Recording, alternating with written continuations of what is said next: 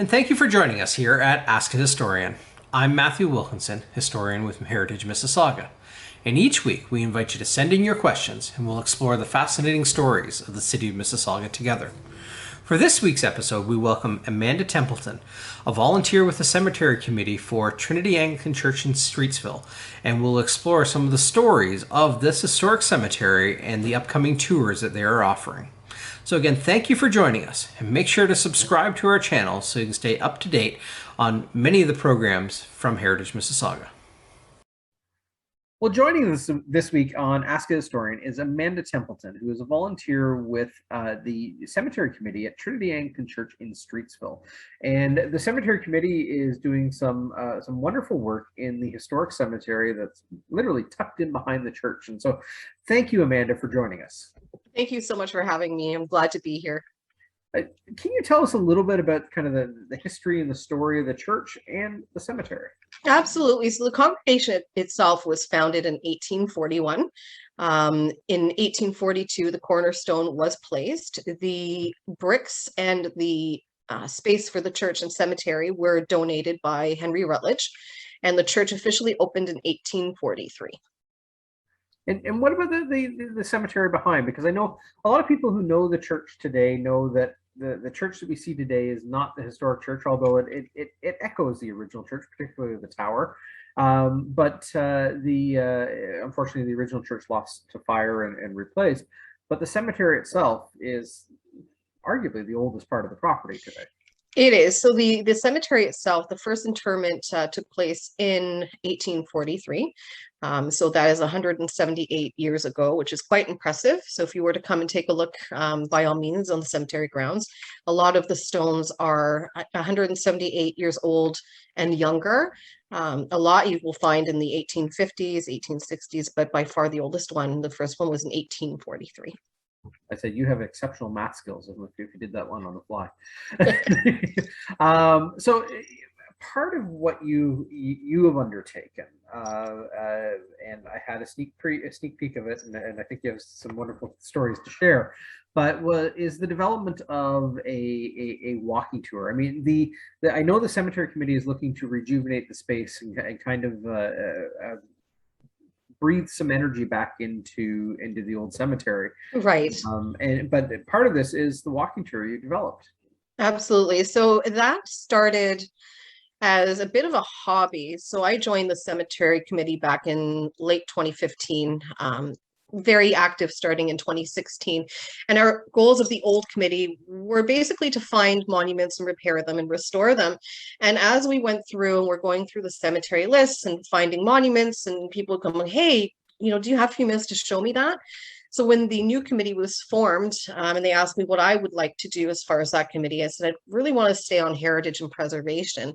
So it was commented that, I had all this great information, but it was sitting there and it wasn't being shared. So I was asked if I wouldn't mind pulling together some highlights for a tour that started really with about 5 to 6 stops. Now is up to 13 and growing. So it's quite exciting because every day that you go into the cemetery, you find something that you didn't notice before. So that's kind of where it all kind of started for me. There's an old adage in our circles that we call, refer to cemetery stones as the cheat sheets of history. And it's got the names and the dates, and you kind of tell the story through the people and the experiences that are recorded for those that once lived in this community and now, of course, buried in this community. And I know, not only through your tour, but just, the sheer history of the site, you have some fairly significant individuals connected to the early informative years of Streetsville buried therein, and it's not that the cemetery has become frozen in time, because it is still an active cemetery, an active congregation, but a long and storied history of those that are buried within. And I had an opportunity to take your tour. Maybe this is a bad sales job, but anybody looking to take a wonderful tour, thank you. Connect with Amanda. We'll share the dates of the upcoming tours coming up. But well, I did have some help from you as well, so thank you for that. Always willing to help, and we still have to explore the story of a few of them that are absolutely. But and I know that there's more stories to be told than the ones that we know and that you've connected to, because every life is a story, obviously, and so maybe this is a call out too for those that have ancestors buried in the cemetery, is reach out and connect and share those stories, share those pictures, help us tell the story of people that lived long ago and are buried within our community today. In terms of some highlights, we're not going to give away all secrets because the idea is to have people come out for the tour.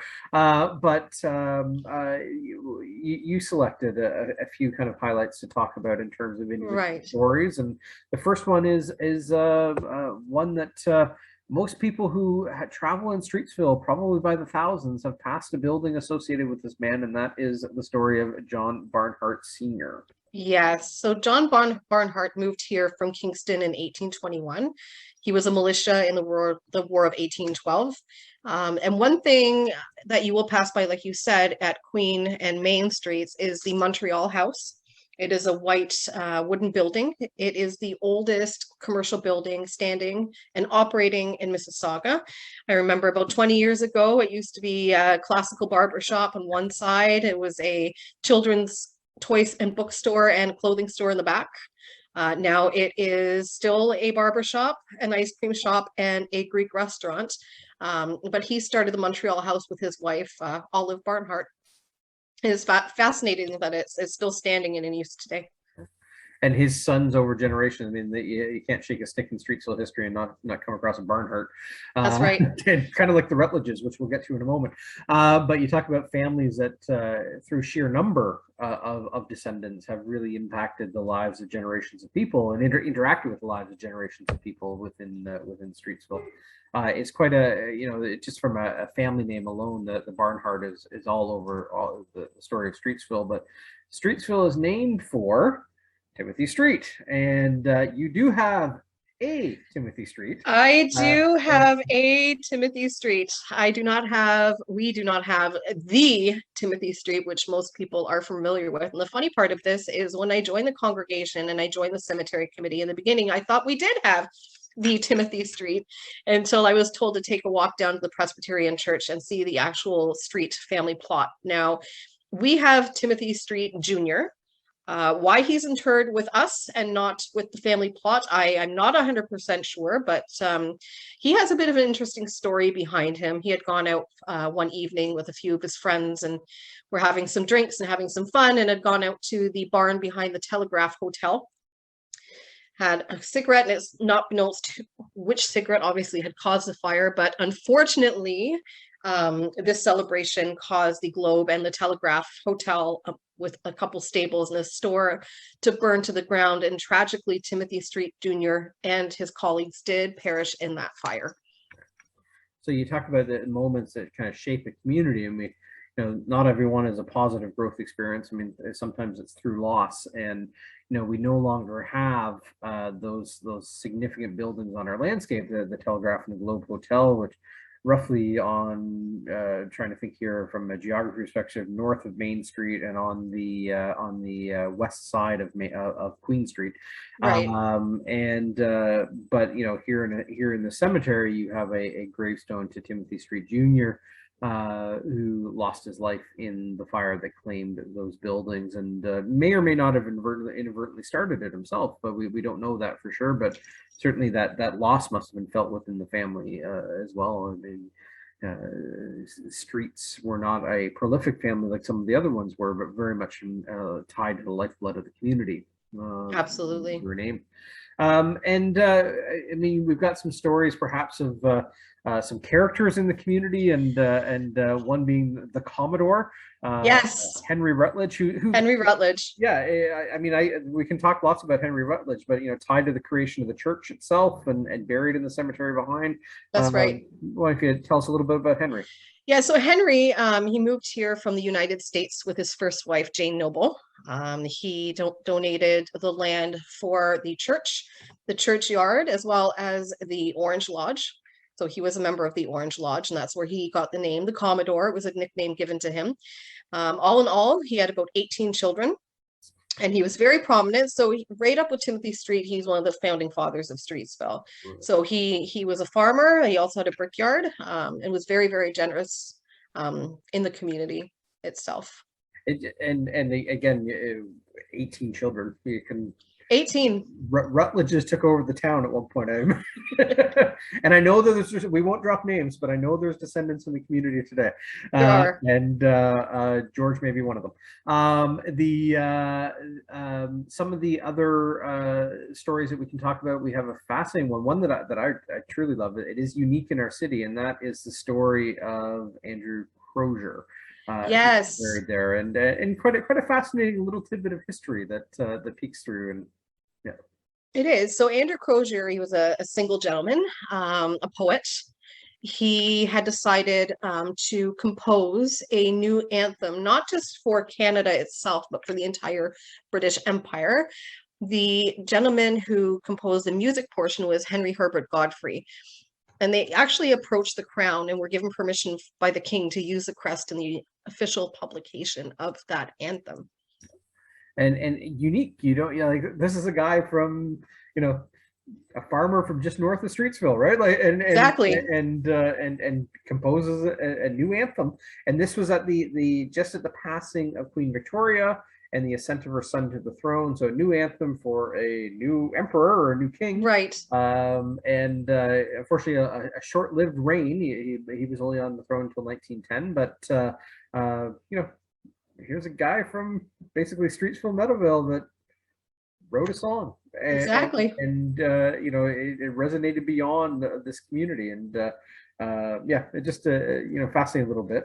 And if you want to look it up, by all means, if you Google it up on the internet, you can find the actual anthem. It's very similar to God Save the Queen, but it's sort of amended to become more modern. Yeah, absolutely. And proved to be short-lived, because I think they reverted back to God Save the Queen. So it's or I guess God Save the King for a period of time. But from there we go to the Ramsey family, and yes, I wonder if you can highlight it a bit, because this was an unknown one, certainly for me, in terms of the finding of it. And beautiful monument, absolutely. It's gorgeous. But I wonder if you can tell me a little bit about Ramsey's. Absolutely. So if you were to stop by the cemetery and take a look at the monuments, or monuments in general, a lot were made out of marble, which is porous, and over time they disintegrate faster. But this monument's made out of granite. Now, Robert Ramsey was a very wealthy gentleman. He was a farmer in the community, lived for quite a long time. I believe he was in his 80s when he did pass away.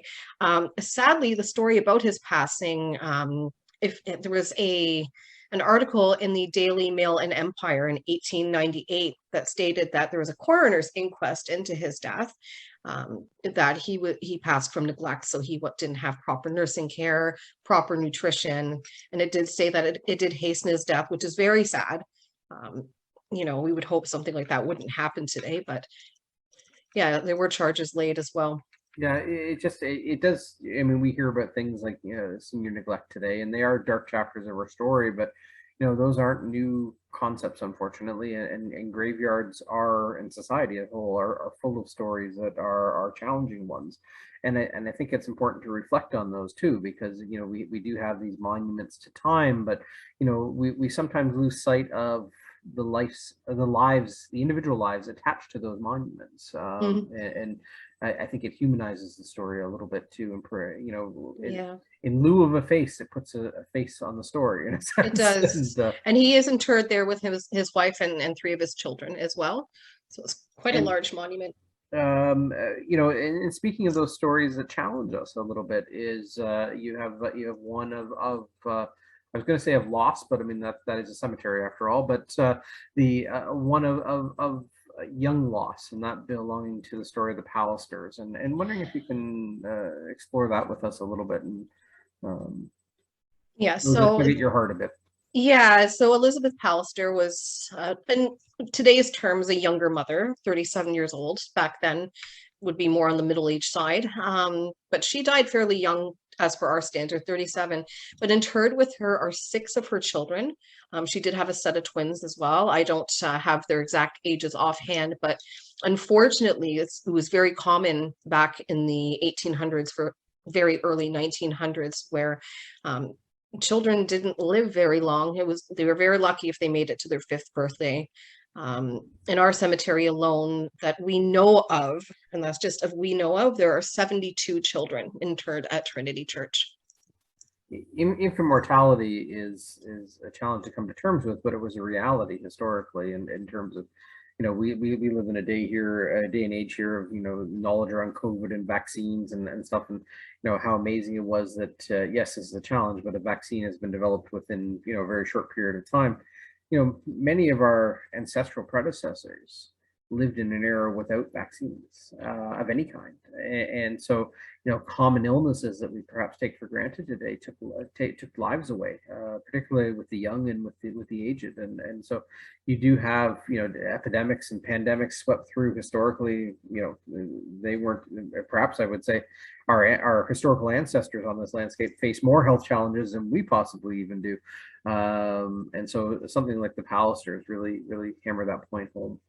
Yeah, diphtheria was a major one to hit Streetsville, as well as the Spanish flu, but diphtheria was a major taker of young children, unfortunately. And they often came in waves where you have, diphtheria wasn't a one-time deal. It would come every 10 years or so. And some families lost all of their children within a week. You would have 5 gone in a matter of days. It's terrible. No, absolutely. Now you do have a couple of, I remember trying to help you with one, and I'm not sure that we did succeed in anything, but you have a couple of mysteries with your cemetery, and one that for me, I think you do have a little bit of leads on the story of it, but the gravestone simply says our Charlie. Charlie, yes. It become kind of a almost the poster child of the story of a cemetery, and it has. That was a starting point actually for me when I was volunteering and decided to undertake the location of missing monuments and missing individuals. I was asked by a member of the congregation if I could find out who this was. So I went with another member down to the diocese, downtown Toronto, with my son in a stroller, pushing through Bay Street during rush hour. It was quite the experience. And when you arrive at the diocese, it's white glove treatment. So there's no photographs. You have to request certain things. You basically can't touch anything without these gloves on. So the only Charlie that I could find at the diocese was Charlie Bell. Now, Charlie Bell passed away in January of 1889. He was 9 years old, and he would have been the son of a local journalist named T.J. Bell. Okay, so we figured this out. This is great. Mystery is solved. Fast forward to 2021. I was going through some of the other archives for the tour, and the church didn't have Charlie Bell listed in their roll call for the cemetery. We had Charlie Castler. Now, Charlie Castler also passed away in January of 1889. However, he was 16. Both children died of diphtheria, but like you said, it just says our Charlie. So now we're just trying to figure out who. You need to put an S on the end of it. Yes. But no, yes. I mean, we do make light of it a bit, but the mystery is what kind of draws the attention. It's such a simple small stone with really no other clue associated. No, and it's set aside kind of on its own. Yeah. It's you look around and you have all these large family plots and you just have Charlie. Yeah. And you also have a little bit of an unknown around Mr. Israel Ransom, the first postmaster. So Israel Ransom was the very first postmaster of Streetsville. Again, I don't have the exact dates in front of me.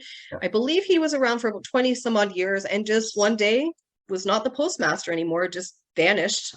He is listed on our cemetery records.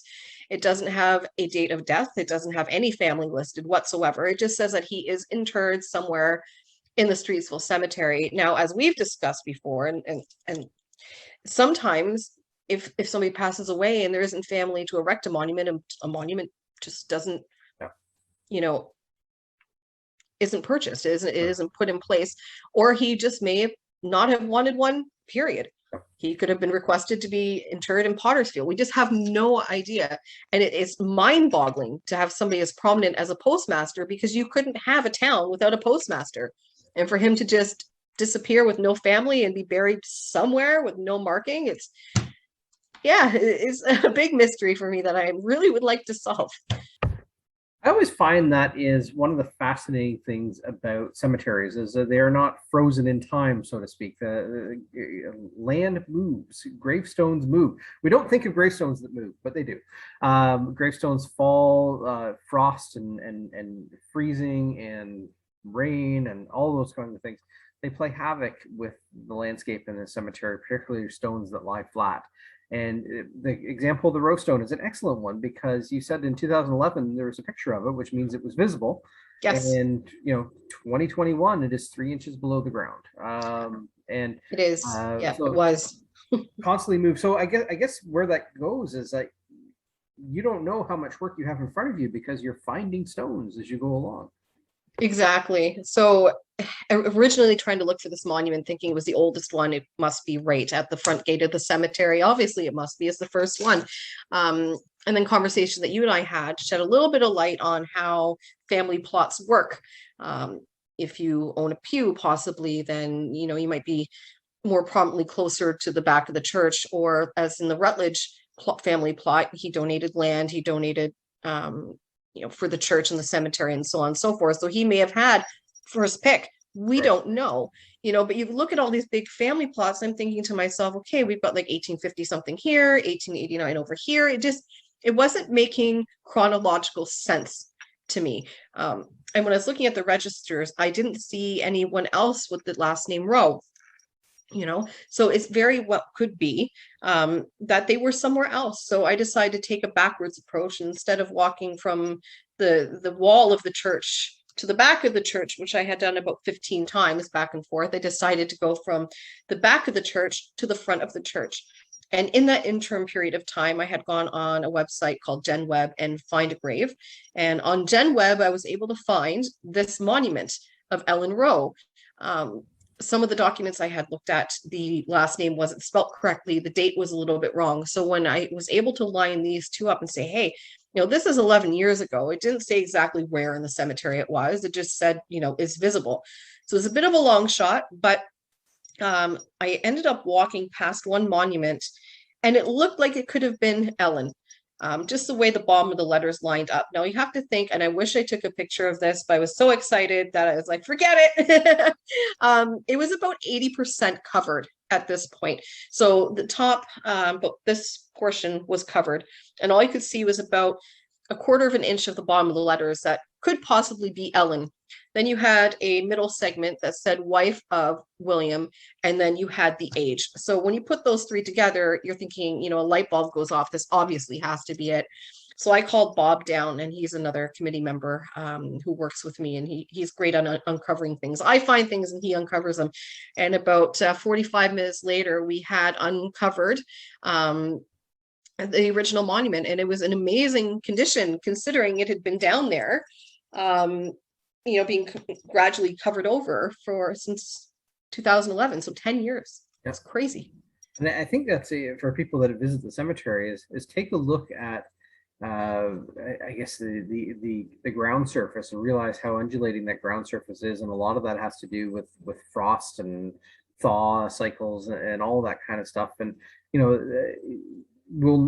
don't know how many stones you have yet to find, and the idea that so many graves are unmarked in most historic cemeteries, between 1/3 and 1/2 of known graves are unmarked, but that means it doesn't necessarily mean there weren't stones and aren't stones, just they're not visible stones. And that's right. So yeah, the cemetery is much more, shall we say, populated than it appears, and that's part of the fascination of a cemetery, but also part of the challenge of telling its story as monuments disappear over time. Now you have, let's inviting people who are here to learn more and to come out and check out a historic cemetery and enjoy an outdoor walk. You have the walking tour that you've put together. You have a couple of dates coming up. We do. You're inviting people to come out and visit the space, perhaps for the first time, and learn about a little bit of local history, but learn about congregation history. So, can you tell us a little bit about the walking tour, the dates, the times, etc.? Yeah, so absolutely. So we have two.